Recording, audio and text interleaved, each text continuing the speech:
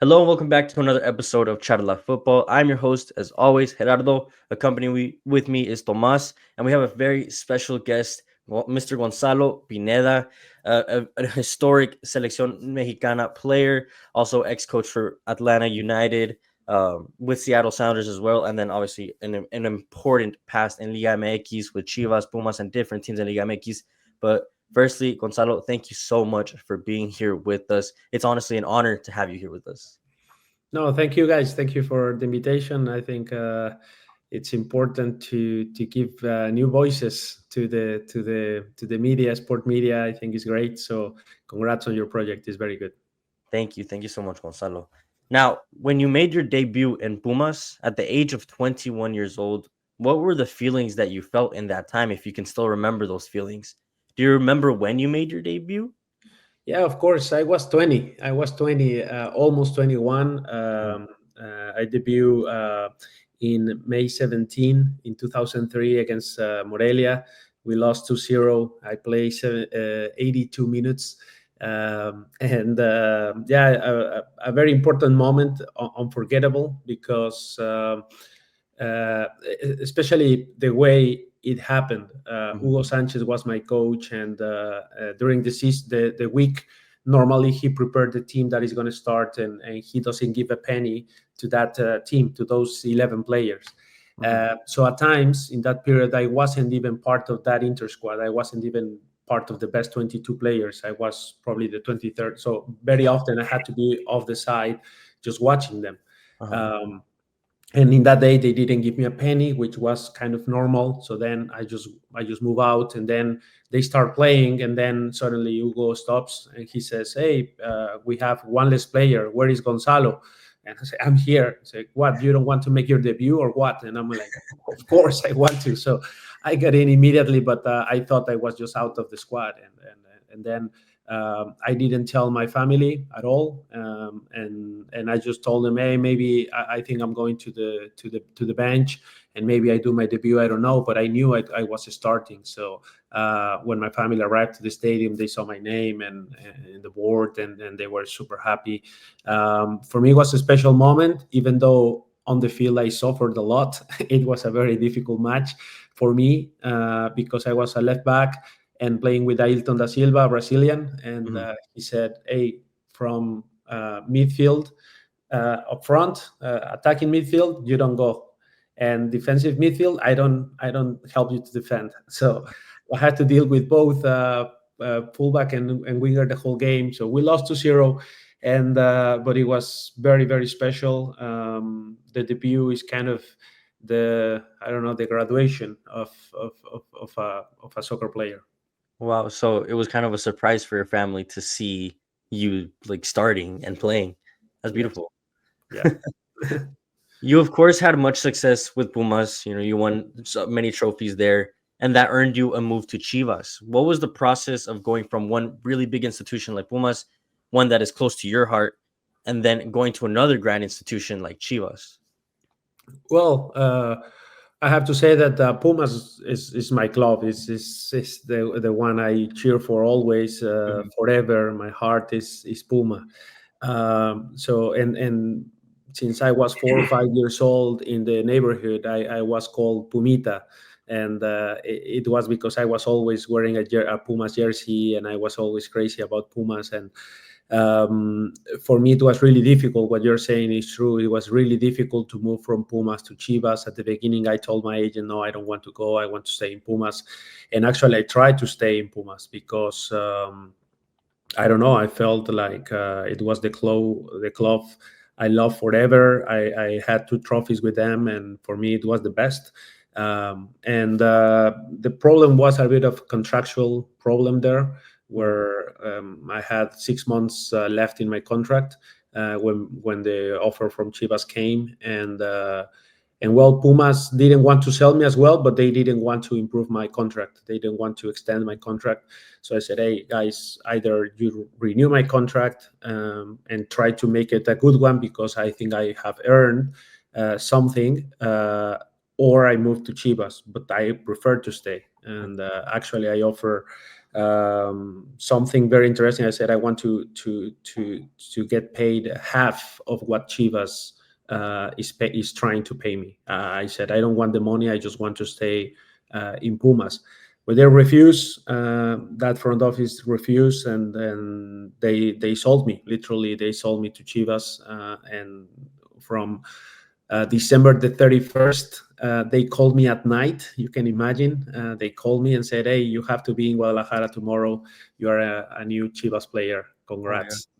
So the next day, I had to take a flight to Guadalajara because January the 2nd we had to fly to the US because we had the Interliga actually.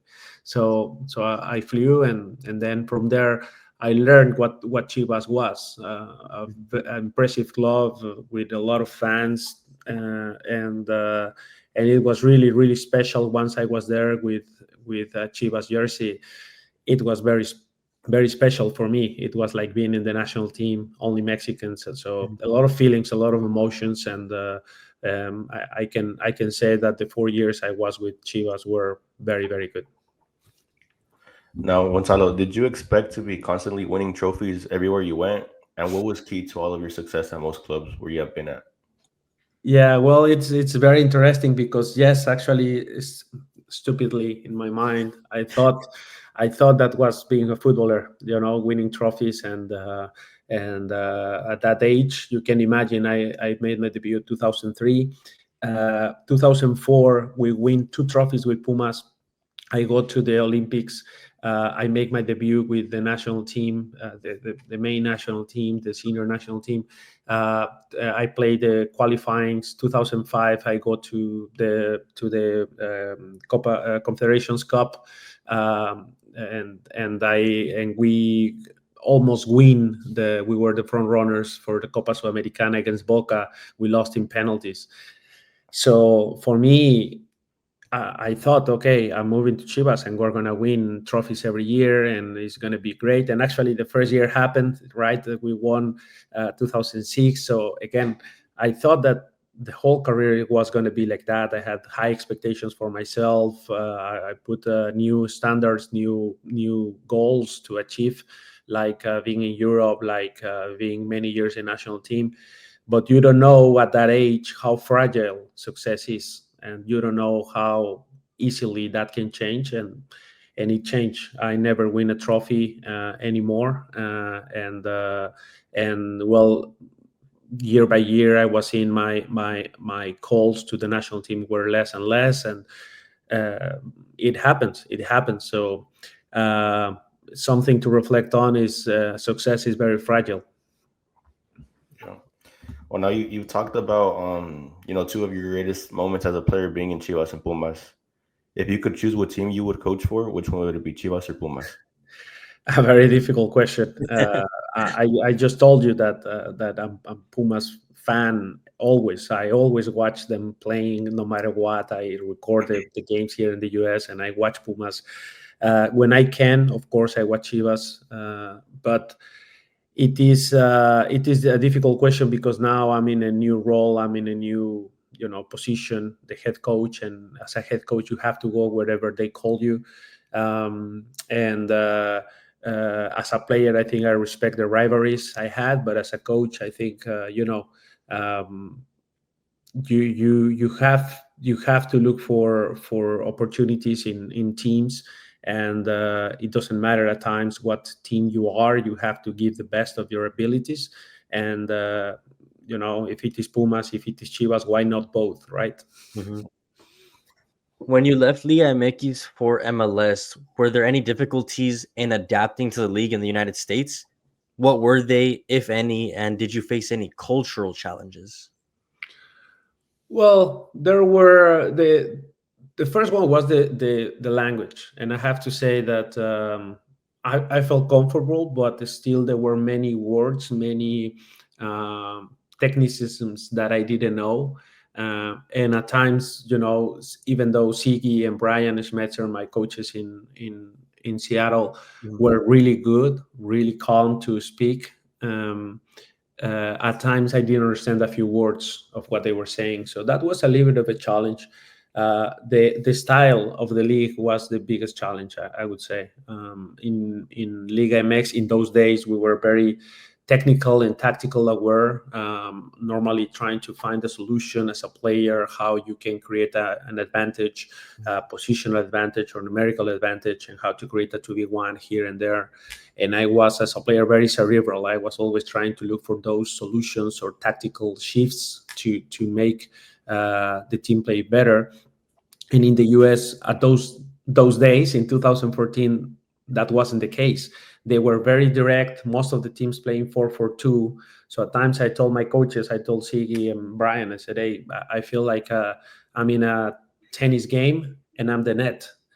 like I just see the ball up front, and only when they mishit it or a rebound, I touch the ball, but I don't touch it. And so suddenly we start to try with that team to play a little bit more, and it was worth it. I think we had very talented players in those days. So Bafemi Martins, probably you don't know who he was, but he was a fantastic player from Inter de Milan, Nigerian international, and Clint Dempsey, who's for me the best American soccer player I have seen in my life. Outstanding footballer. And those two were doing the magic. But if the ball was always in the air, they were not doing anything. And so we try to play a little bit more, and we start to be a good possession team, and that helped me. But initially, the style of the league and the team was challenging for sure. Now, being in the States, did you miss being in Mexico? Of course. What did you miss most during that time? Well, family. I would say thanks God, I'm very stable with my family, my wife, my kids. But obviously, your parents, your brothers, your siblings in general, your cousins, everyone, you miss that. You miss to be there. How close we were always. One weekend they go to visit me, or I go to visit them. And now it was really, really far away for them, and it was challenging. Really, the food wasn't an issue because my wife cooks very good, and she makes Mexican dishes very, very well. So that wasn't the challenge, honestly. But the missing family, I think, is the number one challenge you get when you come to the US. You've been over there for over 10 years, right? Yes. Okay. Would you say now that you prefer hot dogs, hamburgers, and pizza, or tacos, tamales, y pozole? No, no, of course tacos. Of course tacos. I'm not a big fan of pizzas and burgers and all that. Actually, well, I say tacos because yes, I love tacos, but I don't eat too many tacos. I try to cut it a little bit, but just out of trying to be nutrition aware. But of course, my wife, she makes very good pozole, very good birria, suadero. Honestly, it's very good. So I don't miss too much the food in here. Changing the topic a little bit, Gonzalo, with the holidays around the corner, what is a tradition that you grew up with in Mexico and implemented into your family in the United States? Well, we try to follow both traditions. We came here when our kids were 4 and 6, I think, and one thing we said in that moment is we don't know how many years we're going to be here because football is like that. But we want two things. Number one, we want to speak always Spanish at home. We don't want our kids to lose the language, and then we want to keep Mexican traditions. So we do Dia de Muertos, we do all the traditions, Independence Day for Mexico, we do everything, but also we wanted to adapt to the new culture. So we do all the traditions here in the US as well. We try to embrace and adopt the traditions just because it's where we live, and I think it's good. So we do both traditions no matter what, and we try to adapt. And were there any traditions or maybe ideas from your upbringing that you brought into your teams or into your players in the MLS with the Sounders and Atlanta United? No, not really. Not really. They had actually one luxury that I had with Seattle, and now reflecting on, I can see it more clearly. Is Seattle, even though it's a young league and all this, Seattle comes from the USL days, so they are not that young. They are one of the oldest teams in MLS, and they had their own traditions, and I love the traditions they had. For example, when you win away, they sing the jingle bells, and that's a fantastic tradition to me. Fantastic. And initially I didn't know even what they were saying and this, but just the idea of celebrating an away victory and jingle bell, jingle bell, jingle all the way. Oh, how fun it is to see Seattle wins away. It's so simple, and we repeat that twice, but everyone loud, everyone hitting the board. I think that was really special, and that was a special tradition that we did with Seattle. But they've been doing that since the early days in USL. The other tradition they have is, normally as a team in Mexico, well, everywhere, you do the kind of the last pep talk here in the locker room, everyone together, all there, and the coach or the captains, they talk and they say a few things. That wasn't the case with Seattle. That happened always on the field after the team picture, always. So that's different to everyone else. And so those two things to me are very, very special in Seattle. And so actually I was more adapting to the new traditions in MLS and in Seattle, rather than me bringing new traditions to the team. Yeah. Well, as a player, what were the biggest differences or the biggest difference between Liga MX and MLS? And as a coach, did you expect so much growth from the MLS so rapidly? Well, those days, it was night and day. It was super different. It was, as I said, the style, the type of players, the culture, the multicultural thing also. It was something different to me. As a player and as a coach in Mexico, of course, everyone speaks Spanish. Most of the players come from South America or Mexico. And then in the US, we used to have 1 year, for example, the goalkeeper, Stefan Fry, from Switzerland, the center back from Panama, Roman Torres, Kim Ki-hee from Korea del Sur, South Korea, I think is African Nuhu Tolo from Africa. I forgot the country, and then Kelvin Leerdam from Netherlands, Gustav Svensson from Sweden, Osvaldo Alonso from Cuba, Nico Lodeiro from Uruguay, Peru, Raul Ruiz, Spanish, Victor Rodriguez. So we used to have almost 11 players from different countries, and that is so special. Jevin Jones from Trinidad, for example. So and there were more, and Nuhu from Cameroon, and there were. That was difficult in some senses because we all feel the game differently. So that multicultural experience it was a big shift, a big change for me coming to the US that I wasn't expecting, because everything is different. Kim Ki-hee, for example, didn't even speak one word of English. He at times it was really difficult just to communicate with them, but very disciplined and very aware, very adaptable. So they were all different with different characteristics, and to put all that together as a coach and trying to make the best out of that eclectic group, I think it was something special. So that was probably another challenge. The multicultural aspect of MLS was another big change. Now, if you could make any decisions to change anything in both leagues, what would you do? Oh, could be. I think it's really difficult to answer that question because both leagues are very different. Mm-hmm. And I don't think you can replicate what happens in one league with the other. We in Mexico, you feel the game in a different way. The fans expect different things. In the US is different. It's the expectations and the rules, the calendar, everything is different in the US. So it would be difficult to change something because both leagues were born differently, and they have different expectations, different goals.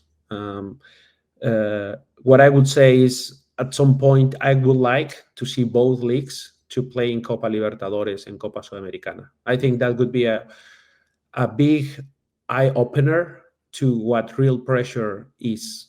I think once you are in those environments in South America, you understand what real pressure and you improve as a player a lot when you are exposed to those scenarios. You really learn to how to have personality, how to be in control of your emotions, how to remain concentrated even though everything is crazy out there in the standings, and you learn how to develop your focus in the game. So I think that is something that both leagues miss maybe for the growth of the players. I know you've expressed your interest in coaching one day in Liga MX in the future. Well, three different clubs have approached you, as you've recently spoken about. But due to family, you've decided to stay in the States. How important is family to Gonzalo Pineda? It's everything. It's everything. It's my support and well, everything I try to do is for them. That's the short answer. Now, Gonzalo, you have shared locker rooms with some of the most important players in Mexican history, Rafa Marquez, Bofo Bautista, just to name a few. Do you have any stories that you can share with us, experience with these guys, maybe in a locker room, something perhaps nobody would know? Well, look, with Rafa, he was already a legend, and I was the young kid coming to the national team, and it was really difficult for me just to approach to him. So of course we talk and whatever, but we were not very close. And Rafa is kind of just keep things tied to his chest. So it wasn't like I was constantly talking to him or something. I have huge respect for him as a leader, as a player, just because he always kept things simple for us, the young players. Always good communication, but not too many moments with him. With Bofo, of course, there are some with Chivas, but you forgot also Cuauhtemoc Blanco, who's probably one of the biggest legends in Mexico. And the funny thing about it is you when Cuauhtemoc is your opponent, you hate him. You think he's the worst person in the world, and he's always constantly saying something to you and telling bad words and saying that he's gonna kick your ass and all these things. And it's at some point it's annoying, and if you engage, that is good for him. That's what he wants. He wants to engage in a kind of a fight, a challenge, because that's where he grows into the game. He needs that rivalry. He needs to be yelling with something, and he replying to him, and so then he answers with the ball, and he makes things happen. So it was really difficult for me not to go there, but of course you have to. And when you play Pumas against Club America, we were saying both ways bad things, and just smashing each other and that. But then he was called by Ricardo Lavolpe sometimes with the national team, and he was a different person there. He was the best teammate you can have, and funny guy, always making jokes in the locker room. And later in 2007, we went to Copa America together to Venezuela. And I remember he changed my perception of who he was as a person. He was so different. He was the best teammate, always supporting everyone, always the guys with less minutes. He was there trying to say something funny or something just to cheer for everyone and try to fight and fight for everyone. And I remember that because it was so different. It was like two different persons, like the worst and the best. Like you always want Cuauhtemoc in your team, but you never want him as an opponent. And it's crazy, but that's who Cuauhtemoc was. He was a great guy, good feelings, good intentions. Of course, super skillful as a player, but other than that, a great person to have next to you if you are going to war. Now, if there was any club that you would be able to manage in Europe, or have the option to choose any club, which would be your dream club to manage in Europe? Oh, again, it's a difficult question because again, the only club that I can say that I cheer for, I really like is Pumas. Internationally, I like the way Barcelona used to plays now. Maybe I like the way um, Manchester City plays. I like the way Brighton under the Serbi used to play. I like some teams that play good football, Mm. and Bayer Leverkusen now with Xavi Alonso is another one that I admire. Napoli, when Maurizio Sarri was there, was another one. But I don't have one team in Europe that I really can say, oh, I'm from Barcelona, or I'm from Madrid, or I'm from Manchester United. No, I don't have a team.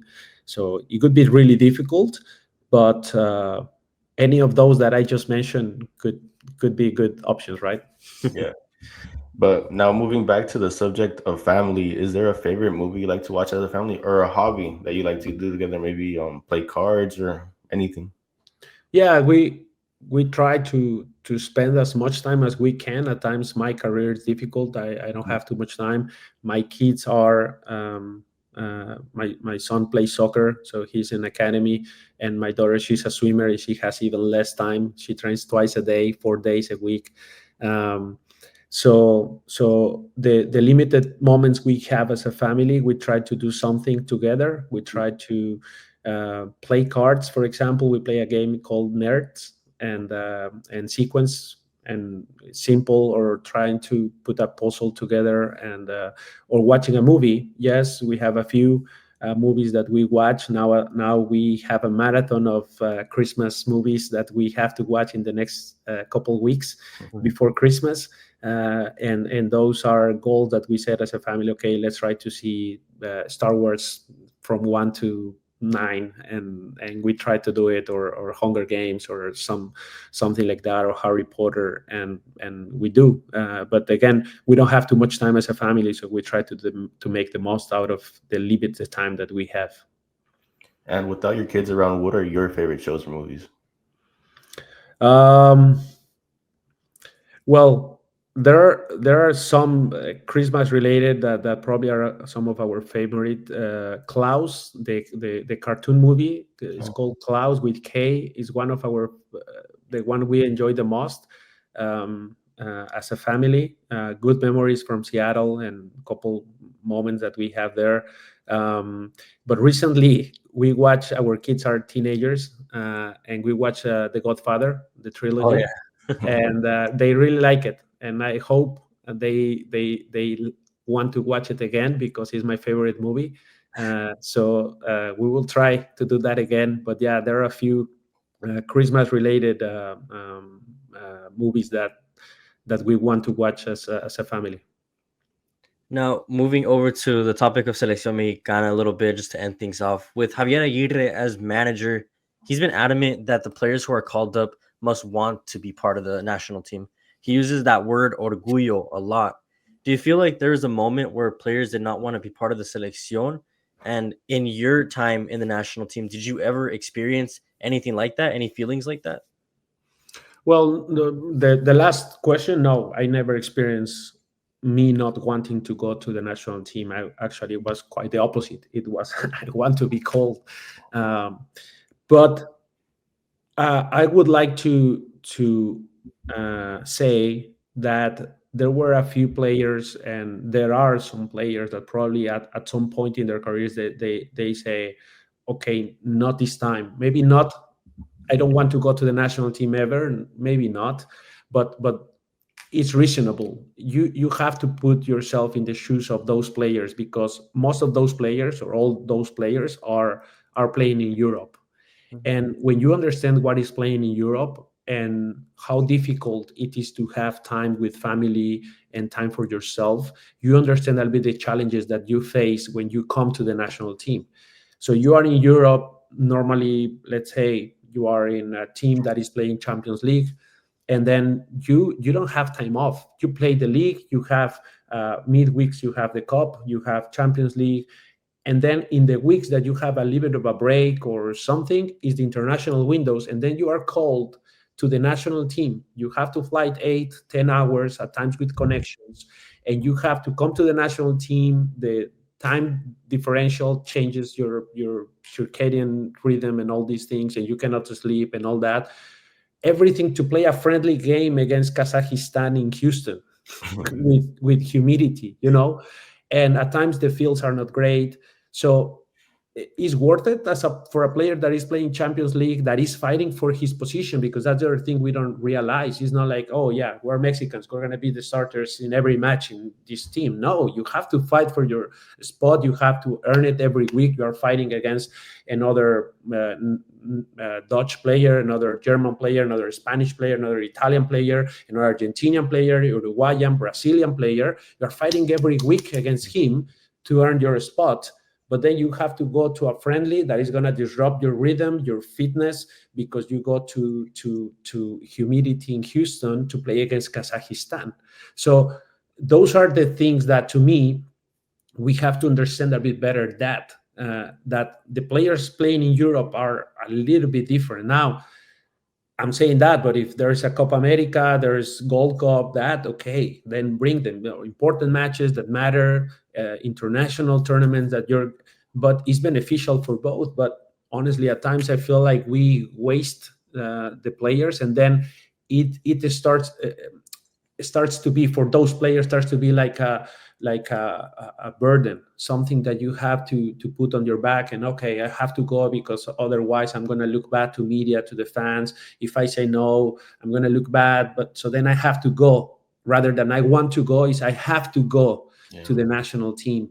And I think those are reasonable things that we need to understand about players playing in Europe.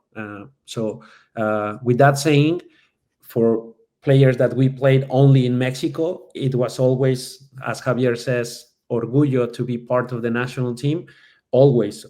You are always extremely proud to represent your country.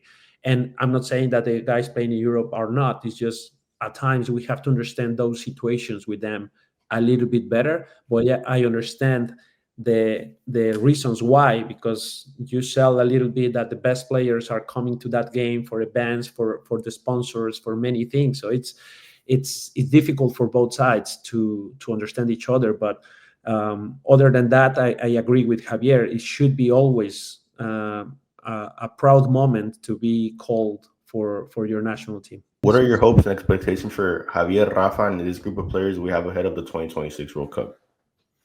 Well, I think we all have good expectations. First and foremost, because the World Cup is in Mexico, and that should be enough reason to have a good World Cup. Then Javier, I think he is very good at bringing the best of the people, the best performance of the players, and we're gonna see a team that is fighting, that is competing every ball, every play. That's what we're gonna see, and that's the expectation. Rafa is, in my opinion, more for the future. Is more kind of developing some experience in the national team in some important events, and for the future, Rafa should be or is called to be a great coach. And we really hope that. I think we all expect Rafa and Javier to do great things with the national team, and I wish them the best. I always support them, and I always try to create a positive environment towards them, because there's so many negative comments already on media, on social media, about everything. And I think we have the responsibility as football people to try to speak the truth, but also to be positive and show some enthusiasm about the national team, because at the end, football is beautiful, and it's a beautiful sport that we shouldn't be wasting time sharing hate or bad comments, negative comments. It should be occasion for joy, for happiness, and we should share that to people, because at times it's too much negative vibes around the national team, and we need to do better there. Well, thank you so much, Gonzalo, for being a part of the recording today. I really appreciate your time. and everything that you had to say. It was honestly very insightful and very interesting things that you had to say. Thank you so much for everything. Tomas, thank you so much for hopping on, and we'll see you guys on the next one. Thank you guys.